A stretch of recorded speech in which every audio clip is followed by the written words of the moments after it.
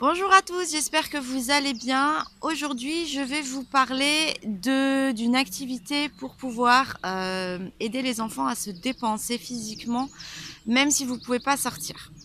Alors, je sais pas chez vous. Si vous avez un jardin, c'est génial parce que vous pouvez faire des choses à l'extérieur quand même pour les enfants, même si vous êtes confinés.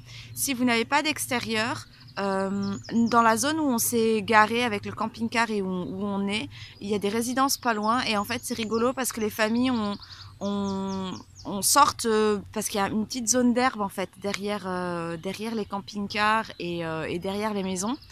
Et les gens, enfin derrière les appartements plutôt.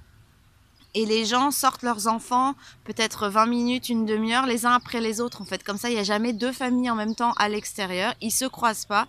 Des balcons, ils peuvent voir s'il y a quelqu'un dehors, etc. Donc il y a un petit va-et-vient comme ça qui se fait. Euh, Nous, on a la chance d'être dans un endroit où Janae peut sortir du camping-car et elle est à l'orée de la forêt. Du coup, elle peut jouer sous les arbres et être tranquillement à l'extérieur. Elle peut même faire une cabane comme il n'y a pas d'autres enfants. Quand elle sort, en fait, il n'y a pas d'autres enfants. Donc, du coup, on fait comme ça. Par contre, l'activité que je vous propose, en fait, elle est à réaliser autant par les petits que par les grands parce que il y a certaines idées que je vais vous soumettre. Moi, je le faisais, j'étais ado avec mes sœurs quand on s'ennuyait pour rigoler. Alors, ce qui se passe, c'est que vous allez créer une sorte de parcours dans votre salon, dans une pièce, dans une chambre, si vous n'avez pas la place dans le salon.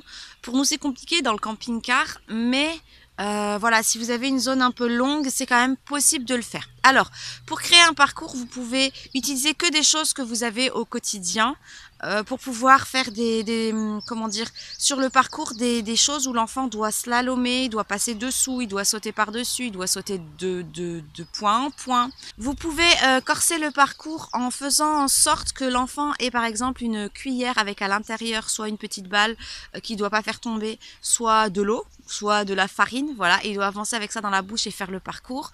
Vous pouvez corser les choses en faisant un parcours où vous êtes soit les pieds liés, soit les jambes en tailleur en fait. Vous vous asseyez en tailleur, vous réussissez à coincer vos pieds de manière à ce que en tailleur vous ne puissiez plus bouger et vous avancez comme ça sur les genoux. C'est assez rigolo, franchement c'est assez rigolo, surtout si on doit monter sur un siège, en redescendre, etc. C'est très très drôle. Il y a aussi d'autres idées qui circulent actuellement sur Facebook où on voit des parents avec leurs enfants qui proposent des choses. Par exemple, on voit des enfants qui sont allongés sur le dos et donc il y a un tas de peluches et avec les pieds, ils doivent récupérer les peluches et les ramener au niveau de leur tête dans une caisse. Donc vous pouvez installer ça au niveau du parcours, alors des peluches ou autre chose. En plus les objets sont petits, plus c'est fun. Et puis on voit aussi un papa avec sa fille. En fait, ils ont installé des grands verres, vous savez les verres à bière rouge là aux États-Unis pour les qu'il y a dans toutes les soirées étudiantes. Vous n'êtes pas obligé de prendre des verres en plastique, vous pouvez prendre des verres normaux. Vous pouvez mettre d'autres objets si vous voulez. En fait, ils sont tous en ligne, espacés peut-être de 20-30 cm les uns des autres. Et donc, le parcours commence, c'est une course entre le père et sa fille. Ils commencent à quatre pattes, ils doivent avancer au-dessus de la ligne des vers à quatre pattes et en revenant ils doivent être debout, courir et slalomer et ensuite ils recommencent. Voilà, évidemment c'est la gamine qui gagne. Elle doit avoir je sais pas 8 ou 9 ans et le papa il se fait très très vite distancer parce qu'ils enchaînent les longueurs.